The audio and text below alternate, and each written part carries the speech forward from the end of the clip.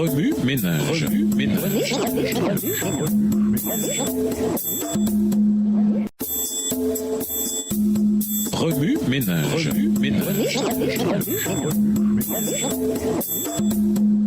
Bienvenue à votre émission Remue ménage. Voilà sur le mercredi. Propriétaire, gérant, talent. Lisons Matthieu 25, versets 14 à 46. Matthieu 25, versets 14 à 46. Il en sera comme d'un homme qui, partant pour un voyage, appela ses serviteurs et leur remit ses biens. Il donna 5 talents à l'un, 2 à l'autre et 1 au troisième, à chacun selon sa capacité, et il partit. Aussitôt, celui qui avait reçu les 5 talents s'en alla, les fit valoir et il gagna 5 autres talents. De même, celui qui avait reçu les 2 talents en gagna 2 autres. Celui qui n'en avait reçu qu'un alla faire un creux dans la terre et cacha l'argent de son maître. Longtemps après, le maître de ses serviteurs revint et leur fit rendre compte. Celui qui avait reçu les 5 talents s'approcha en apportant 5 autres talents. Et il dit, « Seigneur, tu m'as remis 5 talents, voici j'en ai gagné 5 autres. » Verset 21. Son maître lui dit, « C'est bien, bon et fidèle serviteur. Tu as été fidèle en peu de choses. Je te confierai beaucoup. Entre dans la joie de ton maître. » Celui qui avait reçu les 2 talents s'approcha aussi et il dit, « Seigneur, tu m'as remis 2 talents. Voici, j'en ai gagné 2 autres. » Son maître lui dit, « C'est bien, bon et fidèle serviteur. Tu étais fidèle en peu de choses. Je te confierai beaucoup. Entre dans la joie de ton maître. » Celui qui n'avait reçu qu'un talent s'approcha ensuite et il dit, « Seigneur, je savais que tu es un homme dur, qui moissonne où tu n'as pas semé, qui amasse où tu n'as pas vanné. J'ai eu peur, je suis allé cacher ton talent dans la terre. Voici, prends ce qui est à toi. » Verset 26, son maître lui répondit, « Serviteur méchant et paresseux, tu savais que je moissonne où je n'ai pas semé et que j'amasse où je n'ai pas vanné.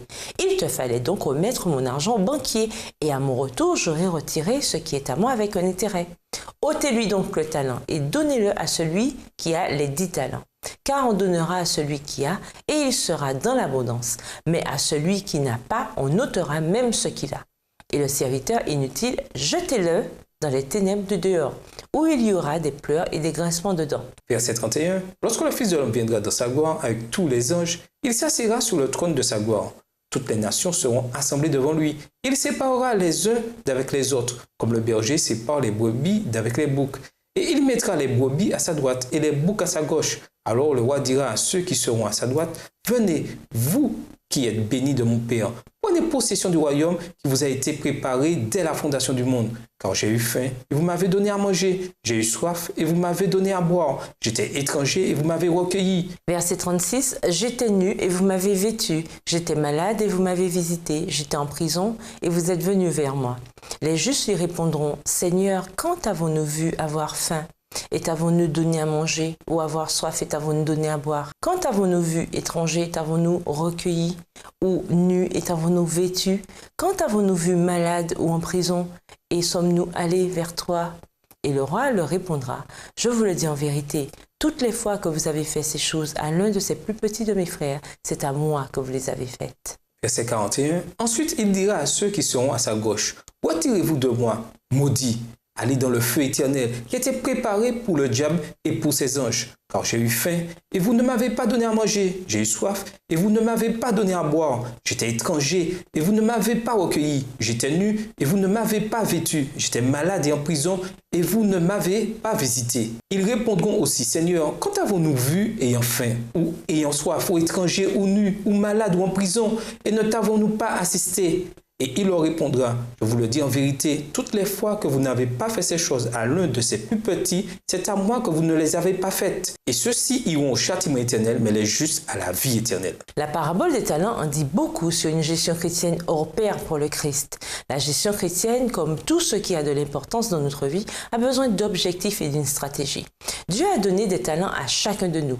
Réfléchissez aux talents avec lesquels il vous a béni. Si vous n'êtes pas sûr de les connaître, prenez un moment pour prier là-dessus. Premièrement, pour utiliser ces talents, nous devons commencer chaque journée par la prière. Paul en décrit l'importance dans 1 Thessaloniciens. Dès le réveil, invitons Jésus dans notre cœur et demandons-lui de nous remplir du Saint-Esprit. Demandons-lui ce qu'il désire de nous aujourd'hui en tant que gérant. Pour agir conformément à sa volonté, demandons au Saint-Esprit de parler à notre cœur. Après la prière, Fermons les yeux pendant un moment. C'est à ce moment-là qu'il nous donnera ses directives. On nous dit dans 1 Thessaloniciens 5, verset 17, de prier sans cesse. Ainsi, nous pouvons avoir recours à la prière tout au long de la journée. Deuxièmement, il faut agir. Dans la parabole des talents, les actes ont obtenu l'approbation du maître. Matthieu 25 dit que 2 serviteurs ont fait fructifier les biens de leur maître en voyage. Ils l'ont fait en se servant de leur propre capacité. Ces 2 serviteurs ne sont pas assis pour réfléchir aux talents dont ils avaient été gratifiés. Ils ont agi. Récapitulons. Commençons chaque jour par la prière. Ensuite, croyons qu'avec la bénédiction divine, nous agirons conformément à la volonté de Dieu. Nous devrions prendre ces talents et les gérer de façon à les faire fructifier pour lui.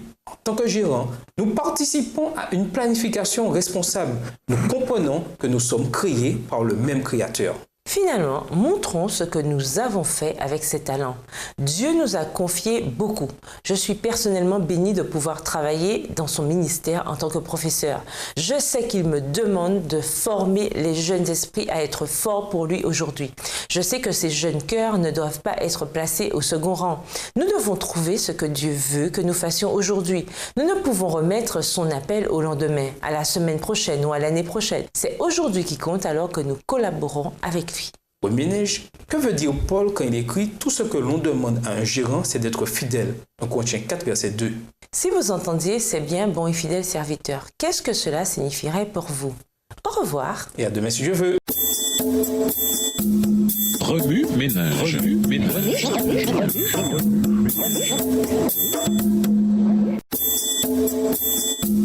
Remue ménage. Remue ménage.